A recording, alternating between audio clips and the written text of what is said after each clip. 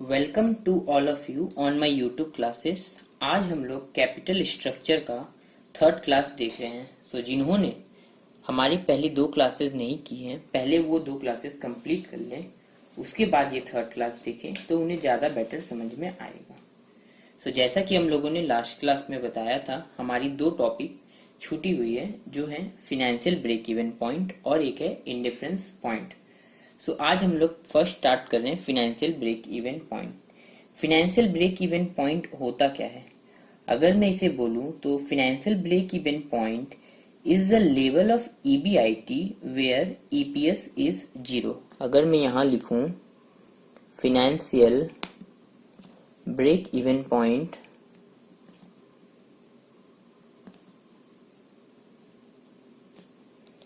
Is the level of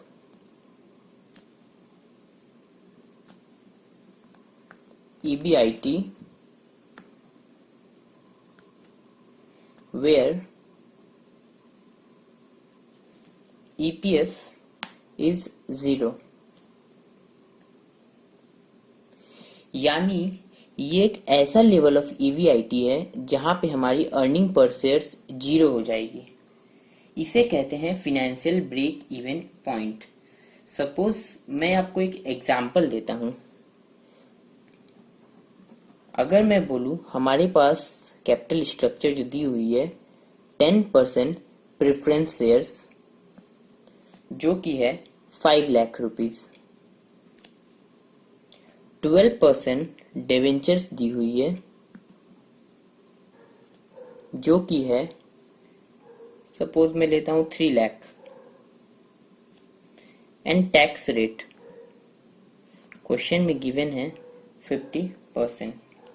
इसका मतलब क्या होता है? अगर मैं फिनेंशियल ब्रेक इवन पॉइंट निकालूं तो फिनेंशियल ब्रेक इवन पॉइंट का मतलब क्या होता है?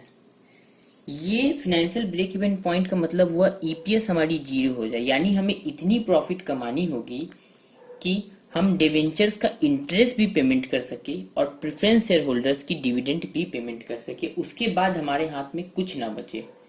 बट अगर हमारे हाथ में नेगेटिव चला जाता है तो कंपनी के लिए लॉस हो जाता है, और पॉजिटिव हो जाता है तो कंपनी के लिए प्रॉफिट हो जाता है, यानी share holders, equity share holders के लिए। बट हमें निकालना है ईपीएस 0 होनी चाहिए, तो हम इसे निकालेंगे कैसे? अगर हमें क्वेश्चन में पूछा जाए फिनेंशियल ब्रेक इवन पॉइंट निकालने के लिए, तो आपको कुछ नहीं करना। आपको पता है डिवेंचर्स पे हम इंटरेस्ट देते हैं, तो मैं यहां पे लिखूंगा interest plus preference share holders पे हम डिविडेंड देते हैं, डिविडेंड। मैं यहां प्रेफरेंस की डिविडेंड की बात कर रहा हूं। इस डिविडेंड को हम डिवाइड करेंगे 1 माइनस टैक्स रेट से। 1 माइनस टैक्स रेट हम यहां पे कर देंगे, तो हमारी आ जाएगी फिनेंशियल ब्रेक इवन पॉइंट। अगर मैं इस क्वेश्चन को सॉल्व करूं तो 3 लाख पे 12% डिविडेंड यानी 36,000 हमारी इंटरेस्ट आ रही है। 3 लाख पे 12% डिवेंचर्स रेट इंटरेस्ट है, जो 36,000 आ रही है, प्लस डिविडेंड 5 लाख पे 10% डिविडेंड हो जाएगी 50,000, divide by 1 minus tax rate. 1 minus tax rate यानी हमारी टैक्स है 50, 1 माइनस 0.5 करूंगा तो भी आएगी हमारी 0.50। अगर मैं इसे सॉल्व करूं, ये 25,000 एंड प्लस ये 36, आप इसे सॉल्व कीजिए। 50,000 डिवाइड बाई 0.5 प्लस 36,000, ये आ जा रही है 1,36,000। ये हमारी हो गई 1,36,000 EBIT। अगर हमसे पूछा जाए फिनेंशियल ब्रेक इवन पॉइंट क्या है, तो हम बता सकते हैं 1,36,000। अब हमें इसे अगर प्रूफ करने के लिए बोला जाए, अगर इस क्वेश्चन को हमें प्रूफ करने के लिए कहा जाए, तो मैं आपको बताता हूं। EBIT 1,36,000 लेस इसमें हम करेंगे इंटरेस्ट। इंटरेस्ट हमारी कितनी दी हुई है? 3 लाख की 12% यानी 36,000। ये हमारी आ जाएगी प्रॉफिट बिफोर टैक्स 1 लाख। इसमें से हम लेस करेंगे tax at the rate 50%, 50,000, balance आ जाएगी 50,000। ये होती है प्रॉफिट आफ्टर टैक्स। इसमें से हम लेस कर देंगे प्रेफरेंस डिविडेंड, 5 lakhs की 10%, 50,000। ये हमारी आ गई पाफेस, जीरो आएगी। और अगर नंबर ऑफ इक्विटी से मैं डिवाइड करूंगा तो हमारी ईपीएस भी जीरो आ जा रही है, अर्निंग पर शेयर्स भी जीरो आ रही है। तो ये हो गया इस क्वेश्चन का प्रूफ। तो आपसे जब भी क्वेश्चन में पूछा जाए कि आपको फाइनेंशियल ब्रेक इवन पॉइंट निकालनी है तो आपको इसी तरीके से यूज करना होगा, interest plus dividend divide by 1 minus tax rate. हम यहाँ पे 1 माइनस टैक्स रेट नहीं करते बट यहाँ पे करते हैं। क्यों? इसका रीजन सिंपल यही है, क्योंकि हम इंटरेस्ट जब लेस करते हैं उसके बाद हम टैक्स देते हैं। ये देखिए, डिविडेंड को पेमेंट करने के पहले हम लोगों ने टैक्स दिया है, इसीलिए इसे हम टैक्स के कन्वर्ट कर देते हैं। क्योंकि 50,000 ये तो मेरी आफ्टर टैक्स है, मुझे बिफोर टैक्स लानी होगी, इसलिए मैंने डिवाइड बाई इसे 0.5 किया है। सो होप आपको ये समझ में आ गया होगा। ये बहुत ही एक सिंपल कॉन्सेप्ट है फाइनेंशियल ब्रेक इवन पॉइंट का। इससे रिलेटेड एक क्वेश्चन दी हुई है, आप लोग क्वेश्चन नंबर 9 देख सकते हैं। आप लोग क्वेश्चन नंबर 9 में आ जाइए। ये है क्वेश्चन नंबर 9। यहाँ पे आपको डिटेल दी हुई है, 12% preference shares 1 lakh, 14% debentures 2 lakhs and tax rate है 40%। Compute financial break even point. अगर मैं इसे फाइनेंशियल ब्रेक इवन पॉइंट निकालना चाहूंगा तो हम इसे कैसे निकालेंगे? सो हम लोग क्वेश्चन नंबर 9 सॉल्व करेंगे। क्वेश्चन नंबर 9, इस क्वेश्चन में सबसे पहले हम देखते हैं हमारे पास डिविडेंड कितनी है। 12% प्रेफरेंस शेयर्स 1 लाख, तो यानी अगर मैं डिविडेंड प्रेफरेंस डिविडेंड में बोलूं तो मुझे देनी होगी 1 लाख की 12%, जो कि आती है 12,000। हमें इंटरेस्ट कितनी देनी होगी? इंटरेस्ट है 28,000। 28,000 आपका आया 2 लाख का 14%, 28,000। एंड टैक्स रेट गिवन है 40%। अगर मैं फाइनेंशियल ब्रेक इवन पॉइंट निकालूं तो जैसा कि मैंने आपको बताया था, interest plus preference dividend divide by 1 minus tax rate में कर दूंगा। इंटरेस्ट हमारी है 28,000, डिविडेंड 12,000, 1 माइनस 0.40, सो ये आ जाएगी 28,000 प्लस 12,000 डिवाइड बाई 0.60। इसे हम सॉल्व करेंगे तो ये आ जाएगी 24 एंड 28, 48,000। 12,000 बाई 0.6, 20,000 प्लस 28,000, 48,000 हमारी आ गई फाइनेंशियल ब्रेक इवन पॉइंट। अगर आप इसे प्रूफ करना चाहते हैं, अगर क्वेश्चन में आपसे स्पेसिफिकली पूछा जाए कि इसे प्रूफ कीजिए तो ही इसे दिखाना है, अदरवाइज आपको इसे नहीं दिखाना है। EBIT 48,000 लेस इंटरेस्ट 28,000, ये हमारी आ गई profit before tax less tax at the rate 40%। अगर मैं 20,000 का 40% निकालूं, 8,000, 12,000 हमारी आ गई profit after tax less preference dividend 12,000। तो ये हमारी हो गई जीरो पाफेश। एंड EPS होती है हमारी पाफेश बाई नंबर ऑफ शेयर्स। यहाँ आपकी जीरो है तो फिर हमारी आंसर भी जीरो आएगी। होप आप लोग को ये क्लियर हो चुका होगा फाइनेंशियल ब्रेक इवन पॉइंट क्या होता है। अब हम एक नेक्स्ट कॉन्सेप्ट पे जा रहे हैं जिसे कहते हैं इंडिफरेंस पॉइंट। सो हम लोग अब नेक्स्ट कॉन्सेप्ट देख रहे हैं, इंडिफरेंस पॉइंट। ये होता क्या है?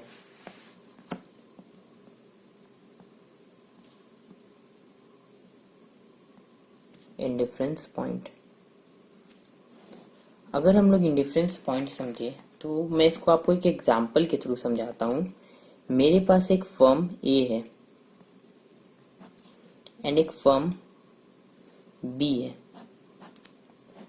अगर मुझसे पूछा जाए कि इंडिफरेंस पॉइंट निकालिए, इसका ये मतलब होता है कि कैपिटल स्ट्रक्चर कुछ भी दी हुई हो, हमें एक ऐसा पॉइंट निकालना है जहां पर इनकी जो ईपीएस है वो सेम हो जाएगी। ईपीएस अगर यहाँ पे 10 रुपीज है तो यहाँ पे भी 10 रुपीज है। ये ईपीएस होती है, ईपीएस दोनों की सेम हो जाए, इसे कहते हैं इंडिफरेंस पॉइंट। आपको दो फॉर्म दी हुई रहेगी, आपको इंडिफरेंस पॉइंट निकालना है। इसका मतलब आपको प्रूफ करना है कि दोनों की अर्निंग पर शेयर 10 रुपीज हो जाएगी या दोनों की अर्निंग पर शेयर सेम होगी।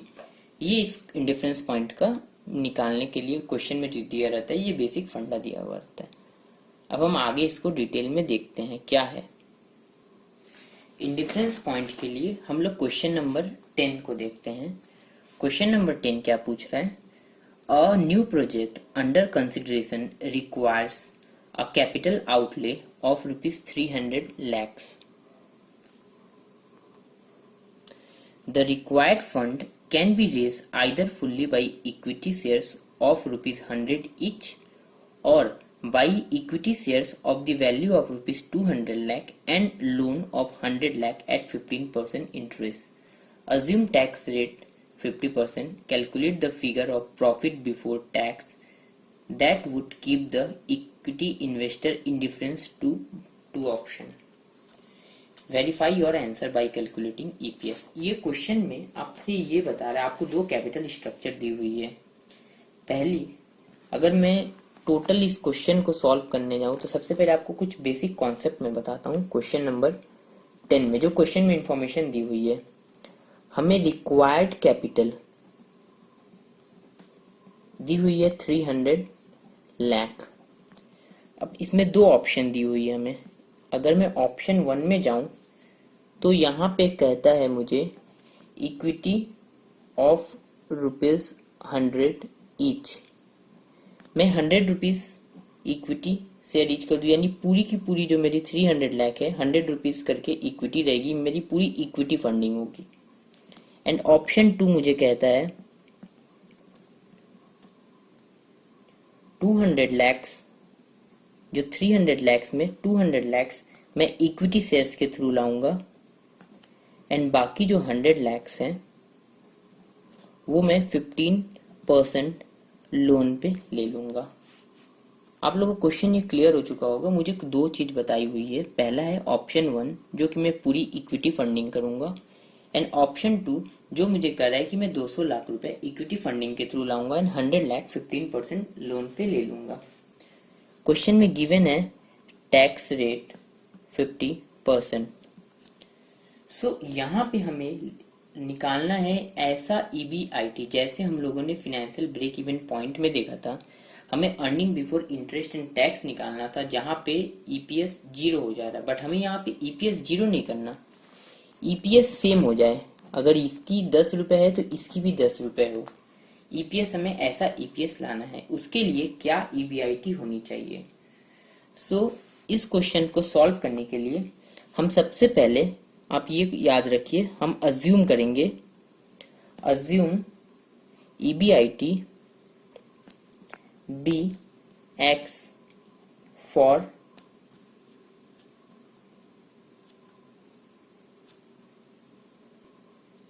Indifference point.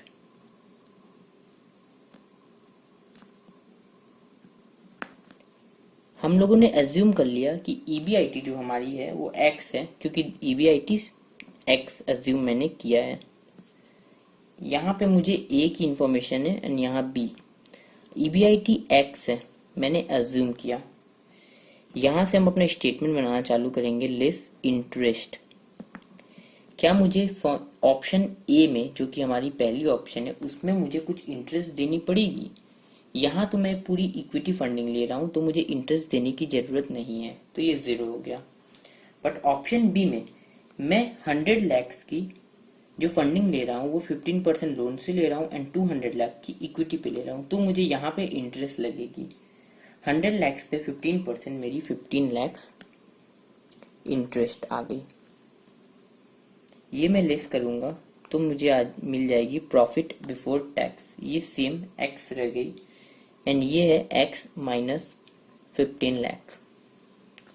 होप आप लोग को यहां तक क्लियर है। अब हम यहाँ पे लेस करेंगे टैक्स एट द रेट 50%। इसका 50% 0.5x आएगी एंड इसका 15% अगर मैं करूं तो 0.5x माइनस 7,50,000। मैंने सिर्फ इसको आधा कर दिया है। 1 का हाफ 0.5 होता है, x का half 0.5x and x 0.5x minus 15 lakh थी, इसको मैंने 7,50,000 कर दिया। सो हमारी प्रॉफिट आफ्टर टैक्स आ गई 0.5x एंड 0.5x माइनस 7,50,000। यहां तक आप लोग को क्लियर है। अगर मैं यहाँ पे नंबर ऑफ इक्विटी शेयर्स कर दूं, यहाँ पे मुझे इक्विटी शेयर्स में पूरी 300 लाख फंडिंग कर रहा हूं, तो यहाँ पे मुझे 3 lakhs की मेरी नंबर ऑफ इक्विटी शेयर्स आ जाएगी। 300 लाख बाई 100 सो 3 लाख आ जाएगी। और यहाँ पे मैं 200 लाख की फंडिंग कर रहा हूँ तो यहाँ पे मेरी नंबर ऑफ इक्विटी शेयर्स आ जाएगी 2 लाख। सो अब हमें क्या निकालना है, हमें इंडिफरेंस पॉइंट निकालना है यानी ईपीएस। और हमें पता है ईपीएस दोनों पे सेम होती है, यानी मैं यहाँ बोल सकता हूँ मेरी जो ईपीएस होगी, ये जो ईपीएस होगी ये तो मेरी पाफेस हो गई, तो यानी ईपीएस होगी 0.5x बाई 3 लाख एंड यहाँ पे मेरी जो ईपीएस होगी वो होगी 0.5x minus 7,50,000 divide by 2 lakhs। और हमें क्वेश्चन में इंडिफरेंस पॉइंट जब भी निकाले तो हमें पता होता है ईपीएस इक्वल होती है, यानी मैं यहाँ इक्वल टू का सिंबल दे सकता हूँ। अब हम इसे सॉल्व करेंगे। ये 50 से मैं यहाँ पे इसको हटा दिया एंड अगर इसमें सॉल्व करता हूं मैं तो यहाँ पे आती है 2 इंटू 0.5x, यानी ये आ जाएगी 2 इंटू 0.5, ये हो जाएगी x इक्वल टू, यहाँ पे अगर मैं मल्टीप्लाई करता हूँ इसे 3 इंटू 0.5 1.5x माइनस 7,50,000 इंटू 3 22,50,000। और मैं x के लिए सॉल्व करूंगा तो आ जाएगी x minus 1.5x equal to minus 2250। Therefore x equal to 22,50,000 divide by 0.5, क्योंकि 1.1 है और 1.5 प्लेस करूंगा तो 0.5 आएगी। हमारी आ गई 4,50,000, सॉरी 45 lakhs। सो 45 lakhs क्या आ गई, x की वैल्यू, और x हमने क्या मांगना है, EBIT। सो हमारी इंडिफरेंस पॉइंट आ गई 45 lakhs। अगर इस क्वेश्चन को मैं प्रूफ करूं कि हाँ ये हमारी जो 45 lakhs की इंडिफरेंस पॉइंट है इस पे हमारी EPS सेम आएगी। सो इसे हम लोग अब प्रूफ करने जा रहे हैं।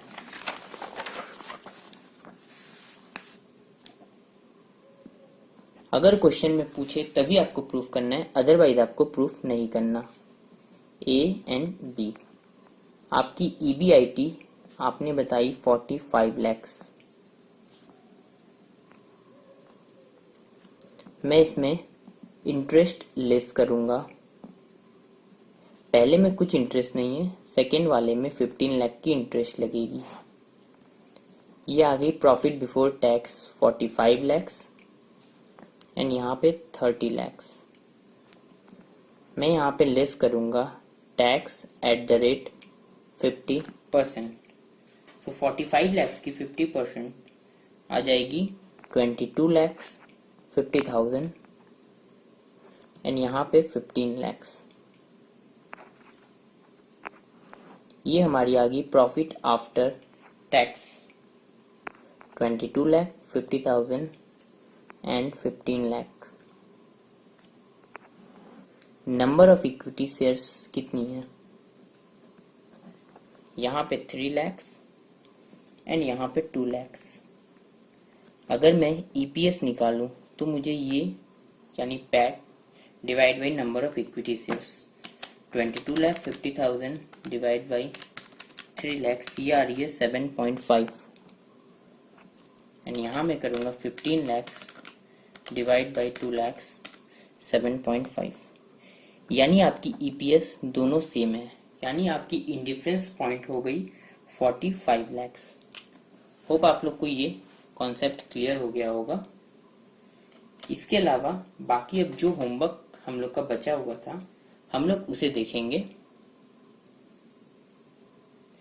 सो होप आप लोग का indifference point and financial break even point complete हो गया होगा।